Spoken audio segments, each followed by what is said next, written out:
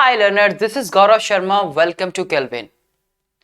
आज के इस वीडियो में हम लोग बात करेंगे कि किस तरह के सवाल आपके कुछ पॉइंट म्यूटेशन के ऊपर या फिर सिकल सेल एनीमिया के जो क्वेश्चंस पूछे जाते हैं वो, या फिर हीमोफीलिया पे किस तरह के सवाल जो है, या मेंडेलियन डिसऑर्डर पे किस तरह के सवाल पिछले बीते कुछ सालों में पूछे गए हैं या आपके अपकमिंग ईयर्स में पूछे जा सकते हैं।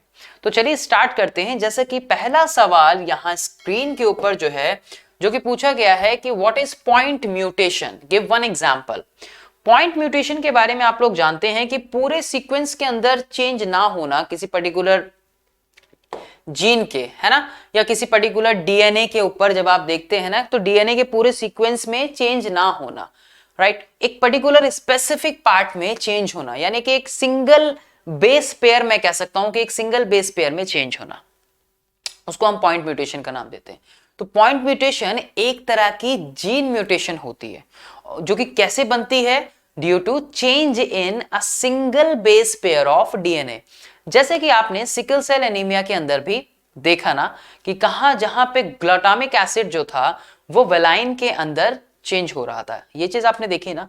तो राइट, क्या कहते हैं कि पॉइंट म्यूटेशन एक तरह की कैसी है, जीन म्यूटेशन है, that arise due to change in single base pair of DNA, right. जैसे कि यहां आप देख सकते हैं कि कैसे म्यूटेशन हुआ, चेंजेस आए। म्यूटेशन का मतलब समझते हैं ना, सडन चेंजेस आना, या तो किसी स्पेसिफिक पेयर में आएगा या सिंगल बेस पेयर में आपको स्पेसिफिकली देखने को मिलेगा, या कंप्लीट कैसे सीक्वेंस में एक आपको पूरी तरह से देखने को मिल सकता है, राइट। पूरे डीएनए के सीक्वेंस में आपको चेंज देखने को मिल सकता है, जिसको आप फ्रेम शिफ्ट म्यूटेशन का नाम भी देते हैं।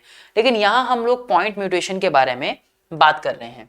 तो एक सब्स्टिट्यूशन होता है सिंगल नाइट्रोजनस बेस का, सिंगल नाइट्रोजनस बेस का, जैसे कि हमने पढ़ा है। जब आपने अगर वीडियो नहीं देखी तो उसको जाके देखिए, जब हमने सिकल सेल एनीमिया को डिस्कस किया है। 6 कोडोन पे कैसे चेंज होता है, बीटा ग्लोबिन चेंज जो है हीमोग्लोबिन की मॉलिक्यूल की, that causes substitution of glutamic acid by valine at 6 position and thus the change in the shape of RBC from biconcave disc to elongated spindle shape, right. किस तरह से ये shape में जो है चेंजेस हमें देखने को मिलते हैं, राइट, जिसको हम सिकल सेल एनीमिया का नाम देते हैं। अगला सवाल जो यहां पे पूछा गया है, ये सवाल है कि right the genotype of both the parents who have produced a sickle sailed anaemic offspring. Genotype of both the parents, दोनों पेरेंट्स का फिनो हमने सीखा ना, वहां पे हमने देखा कि किस तरह का हमें देखने को मिलेगा। तो जीनोटाइप जो होगा दोनों ही पेरेंट्स का, वो कैसा होगा, HBA, यानी कि ये हमें देखने को मिलेगा, यानी दोनों ही जो हैं वो कैरियर आपको इसमें देखने को मिल रहे हैं। तो हमने पढ़ा था ना वहां पे कि HBA जो है वो नॉर्मल को शो कर रहा है, जबकि ये जो है ये एक उसके कैरियर को जो है वो शो करता है, राइट। और ये कंडीशन जब हम बात करते हैं होमोजाइगस वाली कंडीशन कुछ इस तरह की, तो यहां तो हमें कंप्लीटली जो है ये अफेक्टेड देखने को मिलता है। कुछ यही चीज यहाँ पे पूछी गई है जिसमें कि हम इसको बता रहे हैं। ये एक सवाल था। उसके बाद देखिए सीबीएसई 2016 में एक ऐसा सवाल पूछा गया है, give an example of N autosomal recessive trait in humans. देखिए ऑटोसोमल है, ऑटोसोमल में आपने पढ़ा है यहां सेक्स लिंक्ड या फिर सेक्स लिंक्ड, यानी सेक्स क्रोमोसोम से रिलेटेड ट्रेट के बारे में या फिर उस तरह के डिसऑर्डर के बारे में बात नहीं की गई है। यहां पे हमें एग्जांपल देना है ऑटोसोमल रिसेसिव ट्रेट का ह्यूमंस में। Explain it's pattern of inheritance with the help of cross. आपको एक क्रॉस बनाना है, तो आपने जैसे पढ़े ना ऑटोसोमल, आप वहां उसका एग्जांपल ले सकते हैं। जैसे कि एक हम लोग यहाँ पे ले रहे हैं लाइक सिकल सेल एनीमिया का, जो कि एक ऑटोसोमल रिसेसिव ट्रेट आपको देखने को मिलता है किसमें, ह्यूमंस में, राइट। सो ये जो डिजीज है ये कैसे कंट्रोल होती है, अभी जैसे कि हमने पढ़ा कि एक सिंगल पेयर ऑफ एलिल, यानी कि HBA और HBS, इस तरह से हमें इसमें ये देखने को मिलती है, कंट्रोल होती है। सो ओनली होमोजाइगस इंडिविजुअल जो हैं यहाँ पे HBS HBS के, वो शो करते हैं डिजीज को, जैसा कि मैंने अभी आपको प्रीवियस क्वेश्चन के अंदर भी बताया। अब आप देख सकते हैं यहाँ पे कि जब ये पेरेंट हुए हमारे, राइट, यही चीज उसमें बोली है ना क्वेश्चन में, क्रॉस के थ्रू हमें इसमें पूछा गया है, यही चीज हमें क्रॉस के थ्रू बतानी है।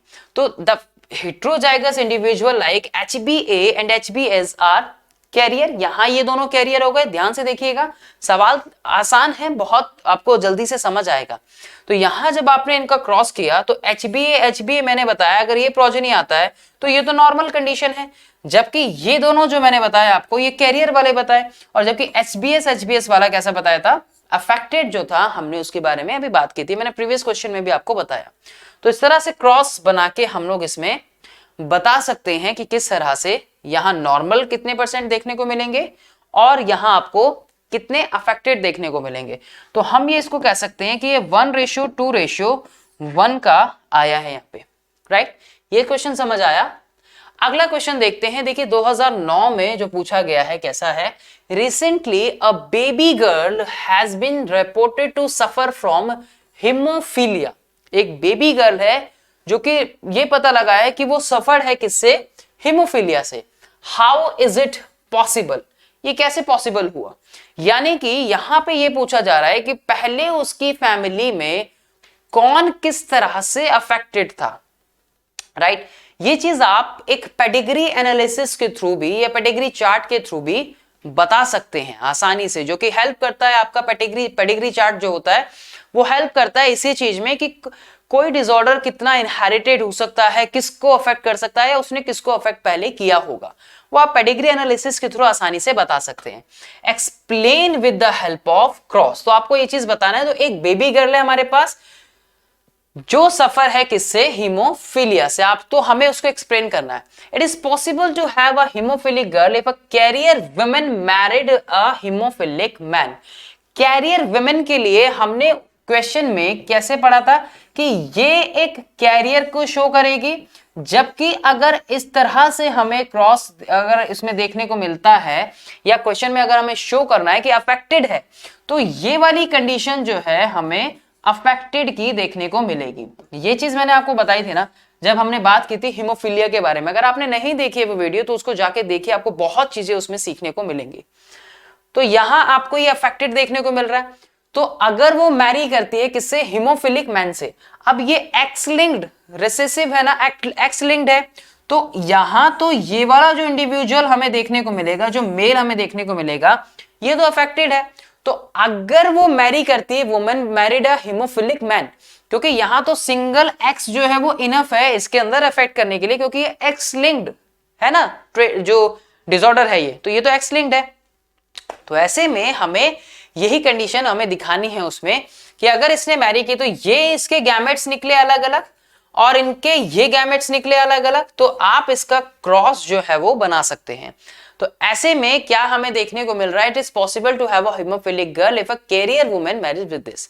तो ये आ गई आपकी जो है वो हमें कैसी गर्ल किससे सफर, उन्होंने क्या बोला क्वेश्चन में कि baby girl has been reported to suffer from haemophilia. किससे सफर्ड है, हीमोफीलिया से। तो ये आपकी आ गई यहाँ पे हीमोफिलिक गर्ल। तो इसका आप पनेट स्क्वायर बना के इस तरह से हम उसको शो कर सकते हैं।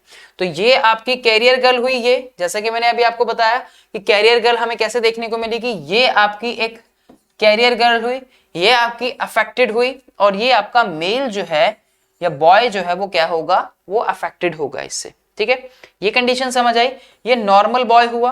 तो यहां पर भी जब आप इसमें रेशियो देख रहे हैं तो एक कैरियर गर्ल है यहाँ पे, दूसरा जो है यहाँ पे एक आपकी हीमोफिलिक है, ऐसे में चांसेस हैं जो नेक्स्ट जनरेशन में आने के, नॉर्मल बॉय भी एक और हीमोफिलिक बॉय भी एक। ये आपका इसमें F1 जनरेशन का इसमें जो हम निकाल सकते हैं रेशियो जो है हम इस तरह से निकाल सकते हैं। आई होप कि आपको ये चीज जो है वो अच्छे से समझ आई हो। नेक्स्ट जो यहाँ पे क्वेश्चन है हमारे पास 2013-14 में पूछा गया, बड़े इंटरेस्टिंग क्वेश्चंस होते हैं। आपको बेसिकली क्रॉस बता के इसमें बताना है। अगर आप ये चीज समझ गए ना कि कौन अफेक्टेड कैसे शो करेगा और एक्स लिंक्ड का मतलब क्या है, ऑटोजोम का मतलब क्या है, ऑटोजोमल रिसेसिव ट्रेट का मतलब क्या है, कौन कैसे शो करेगा, F1 जनरेशन में कैसे देखने को मिलेगा, पेरेंट्स को कैसे शो करना है, तो आप क्रॉस आसानी से बना सकते हो।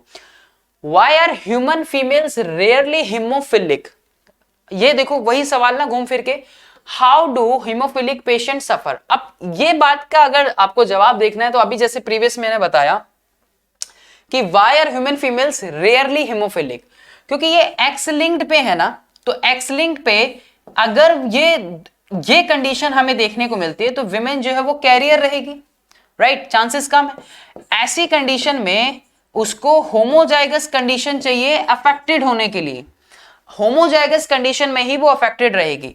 जबकि जो मेल है अगर उसमें एक्स क्रोमोसोम पे आती है तो सिंगल एक्स क्रोमोसोम वहां पे हमें देखने को मिल रहा है, तो वो जो है वो उससे क्या रहेगा, वो सफर्ड रहेगा या अफेक्टेड रहेगा।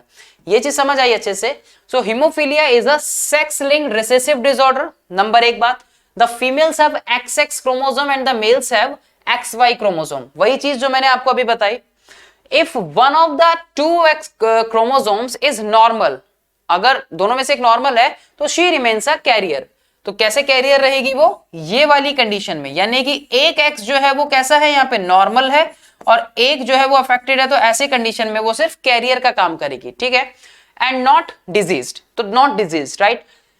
Female may be hemophilic only when the X chromosome carry hemophilia gene, and this is possible only when the mother is carrier and the father is hemophilic, not a rather, it's a father is hemophilic। ऐसी condition में, जैसे कि अभी हमने previous question में cross पढ़ा, question किया था, तो hemophilic patients suffer from non-stop bleeding and the clotting in case of injury. तो ये चीज हमने पढ़ी डिसऑर्डर में कि यहाँ पे हीमोफिलिक, जिसको हम ब्लीडर डिजीज के नाम से भी जानते हैं, जो कि हमें देखने को मिलता है।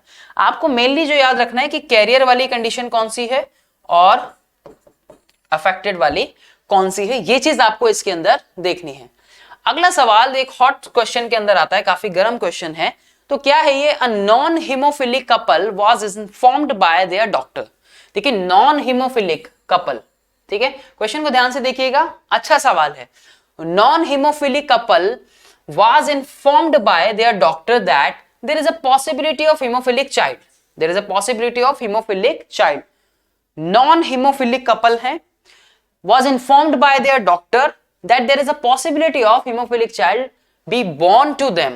Explain the basis on which the doctor convey this information। कैसे बताएंगे, मैंने अभी आपको बताया था कि पेडिग्री एनालिसिस जो होता है, चार्ट जिसके थ्रू हम लोग ये इंफॉर्मेशंस को गैदर कर सकते हैं कि प्रीवियसली कैसा रहा, उसके बिहाफ पे नेक्स्ट जनरेशन और उससे नेक्स्ट जनरेशन का भी पता लगा सकते हैं with the help of pedigree chart.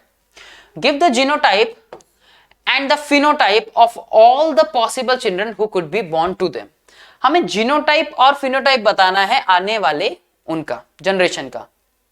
एक चीज समझ आई, तो उसने क्या बोला यहाँ पे, नॉन हीमोफिलिक कपल है। अब जब नॉन हीमोफिलिक कपल की जब हम बात करें तो यानी कि मेल तो होगा ही नहीं। मेल क्यों नहीं होगा, मेल तो नॉर्मल होगा। कैसे नॉर्मल होगा, मैंने अभी आपको बताया ना कि ये एक्स, अगर सिंगल मेल होगा ना तो सिर्फ एक्स क्रोमोसोम अफेक्टेड होगा, अगर उसका तो वो सफर करेगा, यानी कि वो अफेक्टेड होगा सीधा सीधा। मेल कैरियर नहीं होगा इसमें, मेल सीधा अफेक्टेड होगा या तो नॉर्मल होगा। ये चीज ध्यान से रखना। विमेन जो है यहाँ पे कैरियर हो सकती है, कैरियर में डिजीज देखने को नहीं मिलेगी। ट्रांसफर कैसे होगी, आगे ट्रांसफर होगी, वो हम उसको देखते हैं किस तरह से, ठीक है। तो चलिए पहले हमें बताना है कि वो कैसे पता लगाएगा डॉक्टर। मैंने आपको बताया भी कैसे, किस बिहाफ पे, पेडिग्री एनालिसिस के बिहाफ पे। Doctor convey this information. Pedigree analysis is a strong tool which is utilised to trace the inheritance of specific trait या एबनॉर्मलिटी को बताता है और डिजीज को बताता है, right. Since both the parents are non haemophilic, their genotypes will be क्या होंगे, जैसा कि मैंने अभी आपको बताया कि देखो दोनों ही जो है नॉन हीमोफिलिक है, तो मैंने मेल के बारे में बताया ना आपको कि या तो वो अफेक्टेड होगा या फिर वो नॉर्मल होगा। तो जब नॉन हीमोफिलिक है तो फादर कैसा लेंगे, नॉर्मल लेंगे। मदर भी नहीं है, लेकिन उनकी जो जनरेशन है वो कह रहा है कि उसमें ट्रांसफर होने के चांसेस है, तो यानी कि मदर जो है वो कैरियर हो सकती है, कहीं से आया उसके पास कैरियर हो सकती है, पहले जनरेशन से कैसे हो सकती है, या कैरियर बन सकती है, राइट। गैमेट जो आपने इसमें निकाले, गैमेट्स हमने ये निकाल लिए दोनों के, ये हमने गैमेट्स को निकाल लिया, सेपरेट आउट कर लिया, ठीक है।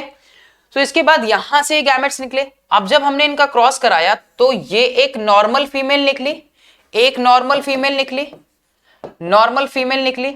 उसके बाद यहां एक हम देखते हैं कि ये एक नॉर्मल मेल निकला। क्या निकला, एक जो है नॉर्मल मेल हमें देखने को मिल रहा है, राइट। उसके बाद देखो इन दोनों का क्रॉस कराया तो यहां पे ये और ये एक कैरियर हमें देखने को, जो नॉन हीमोफिलिक फीमेल है वो देखने को मिल रही है यहां पे, कैसी, कैरियर। और उसके बाद हमें जो एक जो है वो हीमोफिलिक मेल हमें देखने को मिल रहा है। तो एक हमें कैरियर देखने को मिल रही है और मेल जो है वो अफेक्टेड हमें देखने को मिल रहा है। इस तरह से हमारा इसका जो जीनोटाइपिक और जो फिनोटाइपिक रेशियो है वो हमारे सामने आ जाएगा। तो नॉर्मल फीमेल एक आपका हो गया कैरियर नॉन हीमोफिलिक फीमेल का, एक नॉर्मल मेल हो गया और दूसरा जो है वो हीमोफिलिक मेल हो गया। अब आगे इनके चांसेस हैं जो इसमें जैसे कि पूछा गया था कि give the genotype and there is a possibility of a haemophilic child be born to them. क्या यहां पे पॉसिबिलिटी है? Right. So couple was informed by their doctor that there is a possibility of a hemophilic child। तो yes, यहाँ पे possibility है जो कि हमें इस क्रॉस से देखने को मिल रहा है। यहाँ पे हमें ये हीमोफिलिक मेल जो है वो देखने को मिला, तो पॉसिबिलिटी इसकी बनी। सवाल ये इसलिए डाला गया ताकि आप इस चीज को सीख सके कि अगर इस तरह की इंफॉर्मेशन आपको दी जाती है कि दोनों ही जो है वो नॉन हीमोफिलिक है, तो इस तरह के सवाल को आप कैसे टैकल करेंगे, किस तरह से डील करेंगे। और ये कंडीशन आपके पीएमटी या आपके जो नीट है या एम जैसे सवालों में भी पूछी जा सकती है। राइट। और वहां पे आपको ऑप्शन दिया होगा कि इस क्वेश्चन के अकॉर्डिंगली कितने % चांसेस ऐसे हैं कि भाई नॉर्मल मेल जो है वो प्रोड्यूस होगा, या कितने % चांसेस ऐसे हैं, कितने % ऐसे हैं कि एक कैरियर जो है वो प्रोड्यूस होगा और एक अफेक्टेड जो है वो मेल हीमोफिलिक प्रोड्यूस होगा, कितना बनेगा। तो आपको फटाफट से ये एक इसके थ्रू आप बता सकते हैं अगर ऐसी कोई कंडीशन आती है कि एक एक एक एक एक सारी आपकी कंडीशन है यहाँ पे F1 जनरेशन में। आई होप कि आपको ये सवाल जो है वो कुछ पसंद आए हो और आपको कुछ समझ आए हो और मैं आपकी कुछ हेल्प कर पाया हूं हीमोफिलिया या इस पॉइंट म्यूटेशन से रिलेटेड क्वेश्चन जो आपके बोर्ड्स में पूछे जा सकते हैं या आपके नीट जैसे एग्जाम्स में पूछे जा सकते हैं, उनको कुछ समझने में, उन तक आपकी कुछ हेल्प करने में कुछ मैं अपनी तरफ से कुछ हेल्प कर पाया हूं। सो अगर आपको ये वीडियो अच्छी लगी है तो इसको लाइक करें, चैनल को सब्सक्राइब करें और इसको अपने दोस्तों के साथ शेयर करना ना भूलें। Thank you.